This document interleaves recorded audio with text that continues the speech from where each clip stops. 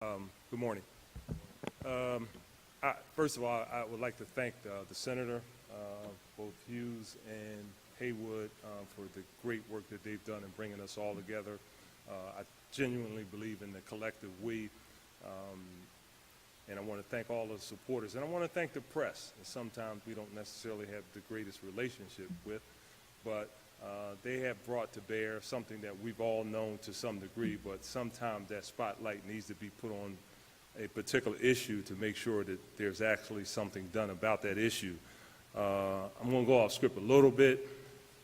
This issue is an issue, as was said earlier, that everybody has known to some degree, has been going on for some time, but it's not just this issue.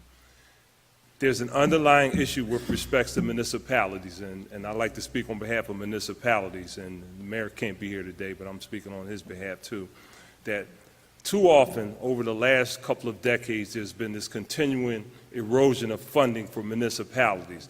And while it is cute to stand in the Capitol, both in Harrisburg and in Washington, and I'm not talking about my colleagues here because they are always ready to vote for taxes, right?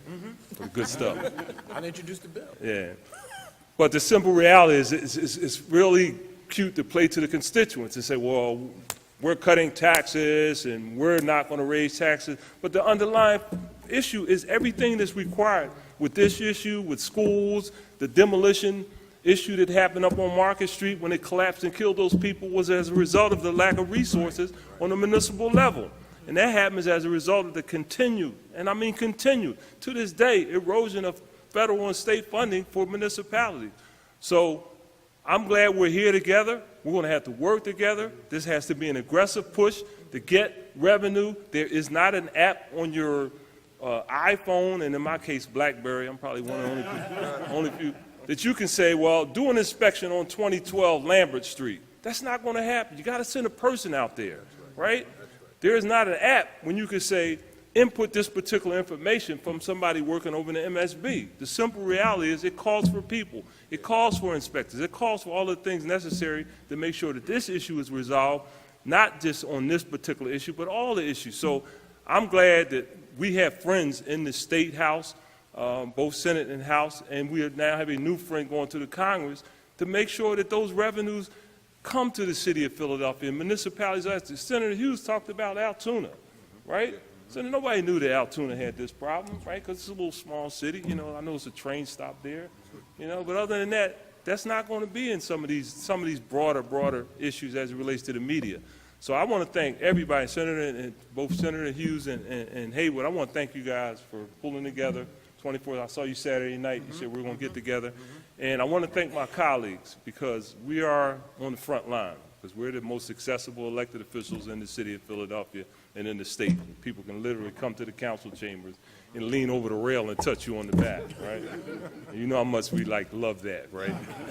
But the simple reality is that the buck always stops here, and be it school district, be it this issue or any other issue. So I want to thank them so much for putting in place the necessary regulatory process, but at the end of the day, we need money for the administrative branch to enact both the regulatory and the enforcement issue. So I want to thank everybody here today, and hopefully out of this comes together and somebody called for a task force to make sure that we not only follow up on the regulatory side, but we figure out a way to get the money to deal with this issue once and for all. So thank you all very much. Let me, I think, come on, Dwight. Come on. I think the council president is exactly correct. No one standing here thinks that this problem can get addressed without resources, okay?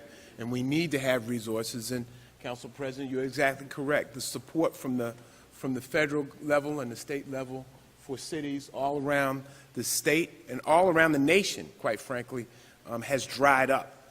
And consequently, the dollars that used to be around to help cities and hire the people to do the remediation work have disappeared. That was largely funded in many respects by the federal government. That has largely dried up. We're here as a collective to begin that push to start driving more resources and put the appropriate public policy in place to get the work done that has to be done, that our children are required to do.